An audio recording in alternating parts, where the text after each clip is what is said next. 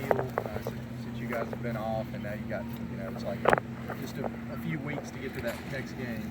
Correct. Bowl practice is huge for our entire team. It's an opportunity for us to get back to the basics, evaluate ourselves, kind of scheme for what we're doing against Ohio State, but also focus on ourselves, and then also have an opportunity to develop some of the young guys. So it's a huge importance to us, all the way around. And then being off for a week, coaches are on the road. We got to get back in the swing of things and understand that this is a time that we got to grind. Because we're playing one of the best 4 teams in the country with an opportunity to potentially play for it all. And this isn't just a regular bowl game. So you got to make sure that you use your time wisely. But at the same time, it's been a long season. Make sure that you get the guys the work that they need. But at the same time, go back to the fundamentals and the basics and evaluate everything. From the scheme standpoint, how nice is it to have this extra time to add some new wrinkles to the offense? Obviously you have a little bit more time, but at the same time you don't want to do too much. At this point in the season, you're going to do what you're good at. They're going to do what they're good at, and this is a game right here of matchups, and it's going to be our athletes on their athletes, and obviously each of us will have time to evaluate ourselves. The biggest thing is not necessarily create new schemes. It's just make sure we evaluate the ones that we're using, make sure that there's no heavy tendencies, because again, they're going to do a great job of studying us just as we're studying them, and so make sure we understand our tendencies, try to break some of our tendencies, but at the same time have our guys confident and ready to play. Looking at their defenses, is this as daunting a challenge as you've had this year? Well, we've played some really, really good defenses in our conference to get ready for this game. But when you look at them, everybody talks about the youth that they have. All I see is that they got a lot of depth on that defensive line. They play 8 to 10 guys throughout the course of the season. Their linebackers are very, very good as any two that we played. And in the secondary, I know that they're very, very high on them. And the guy that jumps out the most is number 24, their free safety. Makes a lot of plays, but they got 3 corners that they're confident in, and you see 7 around the football. So I think top to bottom, one of the best defenses that we played all year, but we've had some good opportunities to get ready. I know he's not a guy that played a ton of snaps, but what does the loss of Travion kind of mean for the rotation as a whole? That's big, because when we're trying to push that snap count up near 80, and we like to roll 2 guys at each position. So when you lose a guy like Travion who's starting to come on, making some big plays, that just means that Renfro's got to be ready to play, or one of the young guys has to step up to be able to spell Renfro throughout the course of the game. What are one of those young guys? Which of those freshmen are going to step up? One of the guys that we think is ready to do it would be Cornell Powell, number 17. He's kind of moved in there. We also got some flexibility with some of the older guys, and Artavis actually did it early in the season when Renfro was out with the injury. So we got a little bit of flexibility, but the guy we're pushing right now is Cornell.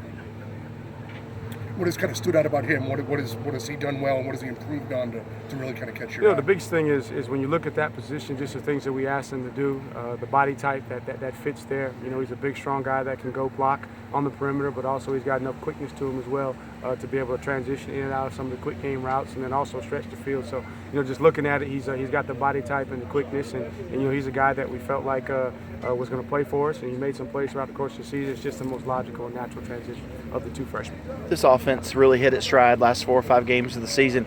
How do you keep that going considering the layoff? How do you keep them sharp? Well, it's like the opening question. We got to treat this like training camp and understand that we got a certain amount of practices, so we got to grind while we're here, and then as we get out to the bowl site, obviously we'll focus more in on the game plan and the schematic things. But now while we're here before Christmas, we just got to grind and continue to work and continue to focus on ourselves and challenge our guys and understand that there's no entitlement. The reason that we're here is because we earned it, and we got to earn the right to win the game. When we play out there in Phoenix, by the way that we practice and prepare.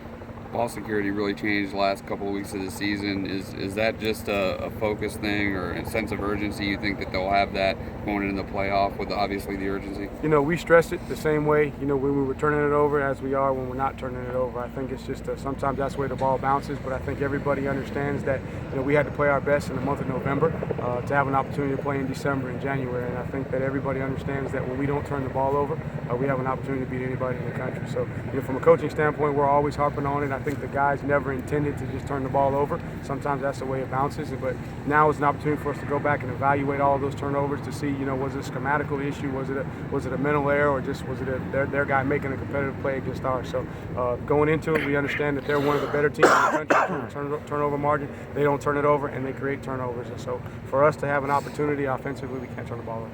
Seems like a word we keep hearing: defensive players, offensive players, finish. What is that from? Finish is we were there last year, and just like myself, I came up, 6 points short and an opportunity to win a national championship. And so the big thing all year has been finish with no regrets. And so make sure that we understand that we're back here. It's because we earned the right to be back here. And now what are we going to do different this year so that we can finish? What is the big takeaway then from not finishing last year? What did you as a coaching staff say, this is what we got to do better or get better at to be able to finish on top? Just stay committed to the little things. I just think about offensively, there's a couple plays. One of the most basic things we do every day is the quarterback running back exchange. And one of the cleanest block plays that we had in the game last year, the championship game, we fumbled the snap. Then Deshaun rolls out and he's hit that sprint out pass a million times and the ball sails over Renfro's head. And then Falsinelli goes in there and he blocks for the field goal, every time. And it's just a momentary lapse of concentration or just not a commitment to excellence in every single play, results in 3 or 4 plays making the difference, in a championship. So that's really what it is. It's just finishing with no regrets, that we stay committed, to our core fundamentals, and that we push our guys every single play to make sure that we have that attention to detail so that when we're on the big stage, those plays don't come up when we don't want them to. Last year was so unusual in that you had the bowl game, which is normal, but then you had to follow it up with a championship game. Is there anything that you learned or could take away from that experience of 2 bowl games to help out this year? Just now you know what to expect. I think everybody understood what a bowl game was like. What a bowl trip's like. You know how to do that. You know what it looks like. But you didn't know what the championship game looked like. So now we understand, the quick turnaround in terms of preparation if we're fortunate enough to take care of business and have that opportunity. So you just have another year of experience, logistically, how to plan it. So you're just a little bit more seasoned, and so that there's nothing that's unexpected, something that you don't know, so you can really hone in and focus on the task at hand. Does it help that your guys won't be in awe of their surroundings this time around? I think it'll help, but I don't think that's going to be the difference. What's going to be the difference is a team that has earned it throughout the preparation process, shows up ready to play, commits the least amount of mistakes, and then it just plays the best game. How has Hunter Renfrow helped the coaches a little bit? He'll go and say, hey, I saw this on a play. How big is that when a player does that? No question, because that's one of the things that we challenge about is just our communication and the way that we can communicate effectively, because in the course of a game, things happen fast and you got to make adjustments fast. So anytime you have a guy that has coach's eyes that can be able to speak the same language, you can quickly get to adjustments. And so him being able to do that has really helped the other guys grow, their knowledge, so that we can have that communication so we can make adjustments. Because we're going to have a plan. Everybody has a plan when they go into the game. But obviously everybody's been preparing. There's tweaks that you got to make adjustments. And then anybody who's on the field, and they're the ones that's playing.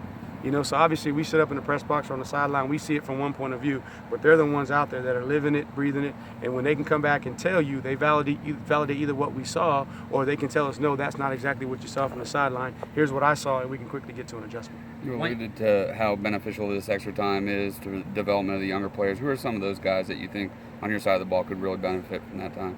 I think that the young receivers that we talked about, just having some extra time after practice to really focus on those guys and their fundamentals. Feaster is a guy, all the extra work that he can get. The young offensive linemen, John, Tremaine, all those guys that may not get as many reps going down the stretch, once you get into championship time, they all benefit from it.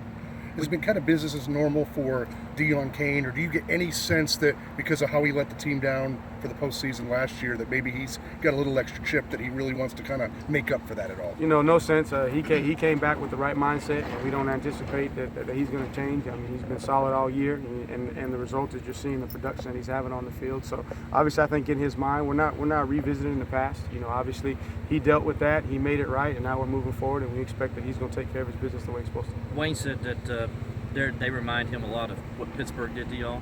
Can you talk about, kind of elaborate on that a little bit more? Well, what he's saying is when you watch them and you start to break them down and watching all the games, you see that they're going to do what they do. They're not going to change. They're not going to change their structure, even if they have a situation with the coordinator or whatnot. They're going to do what they do because they believe in their athletes. They believe in their plan. They're going to be fundamentally sound, and they're going to line up and we're going to say, we're going to be committed to take away this area of your game. You're going to have to beat us with another aspect, and that's what Pittsburgh did. They were committed to stopping the run and would give you the pass. And so what you see with these guys is, but they can do a little bit better job because they're a little bit more multiple, in their coverage structure on the back end, where Pittsburgh was going to stay with their base coverage and they were going to play it and make you beat them on the competitive plays. These guys are good enough to rush for, stop the run, play coverage. They mix it up. They do a really, really good job. So they're fundamentally sound. They're going to do what they do, and you got to beat them one-on-one in the matchups. Do you see any extra level of drive, hunger in Wayne, knowing that this is the end of his Clemson career and wanting to finish strong? I think the biggest thing for Wayne is he wants to contribute and help his team win a championship. And so I don't know if there's an extra sense of urgency.